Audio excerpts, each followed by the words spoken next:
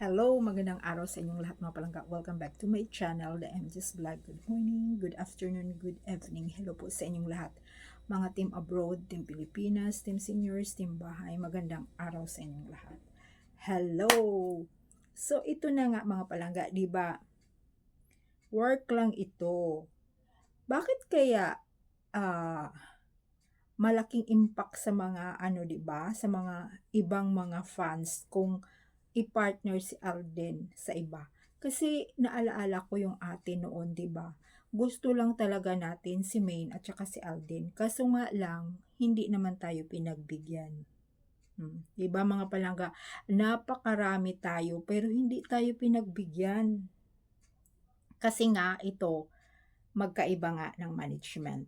So ito, syempre nga magkasagwat na nga yung dalawa, nagsasanib-pwersa na nga yung dalawang istasyon o channel o ABS at saka GMA. Yung mga artista nila, mag-ano na, pwede kang pumunta doon, paghiramin, pwede kang pumunta sa kabila, hiramin, ganun. Kasi nga wala ng sariling yung ABS, di po ba?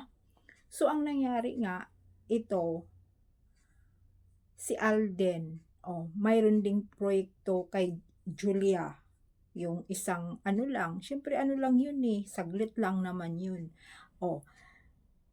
Tapos mayroon din kay Sanya. Alam nyo kasi, sabi nga nila, single daw si Sanya. Wala pang boyfriend. Tapos pag doon na naman kay Alden, sila na ni Alden. Diba kung maalaala nyo, kung noon talagang nasabi ni Alden na wala silang relasyon ni Sanya.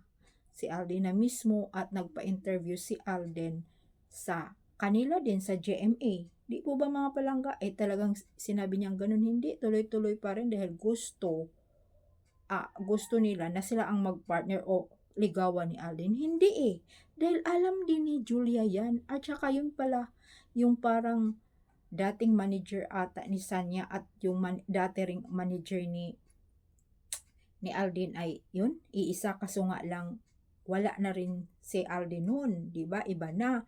So parang 'di ba? Siyempre pinapartner na naman sila. Alam mo, pinapartner lang naman yung para naman sisikat din at para nga bilhin or magiging patok sa takilya yung kung anong proyekto nila, 'di ba? Ang mga Aldab Nation, nakakaintindi na yun. Hindi kagaya noon yung umpisa, hindi natin matanggap, aminin niyo mga palangga, hindi natin matanggap na wala silang proyekto mag-asawa. 'Di ba? Tapos ito, mayroon pang balita na noon pa daw nanligaw pangalan nito si Kung. Kailan? 'Di ba yung kanilang kay Bossing, doon sila unang nag-partner. So before, nanligaw na daw yun si Kung. Nanligaw na daw yun si Kung. Kailan lang yung pumunta ako sa studio, yun ang katapusan na anniversary yun, 2018 ata yun. Tapos, 18 anong palabas ni Bossing, 19 ata yun, di ba? Before pandemic. Tapos, 17 sila na, doon sila nagkakilala sa doon sila nagpa-partner saglit lang, di ba, ni Kong, umpisa noon sa film ni Bossing. Tapos nagiging sabi nila nagligawan ng 17. Sila pa nga yun na nga paghiwalay nila, nag-iiyakan pa yun, di ba? Mga palangga, nagduwit sila ni Mingay. Yun pala yung paghiwalayin na sila, tapos sila nakaagad yun ni Kong. Anong istorya? Baliktad nga yung mga artista, yung mga istorya, yung ginawa nila ni Alden noon, yun din ang ginawa ng mga sarsulistas na si Kong daw. Para bang yung istorya ng Aldab natin, yan, doon, ipinasok din, or yun din daw ang ginawa, si Kong daw yun, hindi si Alden. Nako.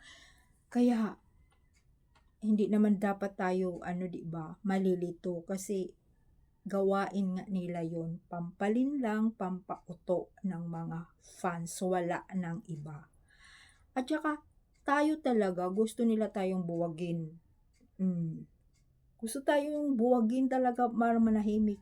Alam niyo puwede naman 'yun, hindi na sila gagawa ng mga istorya na mga ano, 'di ba, sa mag-asawa, manahimik na lang dapat yung mga sarswilistas dahil hindi naman na tayo ano, hindi naman tayo pangalan nito nakiki-argue pa sa kanila, pinabayaan natin sila, tayo yung mga aldab may mga kagaya niyan, kagaya nito may mga ano tayo, may mga vlog tapos yung may mga hashtag, 'di ba? Hindi na tayo doon makipag-away, doon na tayo sa sarili natin. O gaya sa akin nagba-vlog ako, yung iba nandoon sa Twitter, doon lang natin pinaglaban. 'Di ba mga palangga? So ito na bago ito nanood ako ng ano, yung,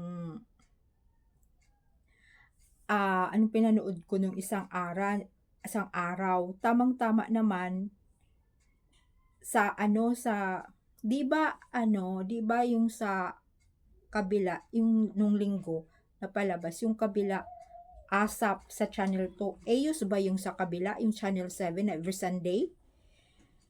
Tapos, nandoon si Alden, 'di ba, nandoon si Alden. So, kung anong proyekto niya this year, 2025. Tapos bigla kong nalipat no'n, nakita ko kasi palipat-lipat naman ako, eh. Tapos bigla kong nilipat kasi doon ako sa ibang istasyon, pero hindi naman sa ano ako nanood una, hindi ako nanood ng ASAP kasi hindi naman ako mahilig ng noon. 'Pag nandiyan sila ni ano, yung ating Aldab, manonood ako, pero 'pag wala hindi ako manonood ng ano, yung mga gano'n nga, ng mga tanghaling ano, palabas, yung lalo na linggo. So, andoon si ano, si Alden. Hala, siguro nakapula sila dahil nga itong week ay Valentine's Day. So, tinanong nga kung anong proyekto itong this year, kung anong project ni Alden. So, sinabi ni Alden, mayroon daw siyang bago na siya ang mag-host this year. Panoorin na lang natin at abangan. Siya daw ang mag-host. Yan ang sinabi niya. Sa Channel 7 daw yun, antayin daw. Hindi pa niya sinabi kung mayroon din siyang film or mayroon siyang teleserye, wala, hosting ang sinabi niya, siya daw, isa daw palabas sa GMA na magho-host siya. Yun ang bago niya. Kaya, ewan ko kung saan na naman nila nasagap na mayroon na naman silang ano, pelikula ba yun or ano ni Bia Alonso. Hay nako, kasi pupush din nila kay Bia Alonso, si Alden.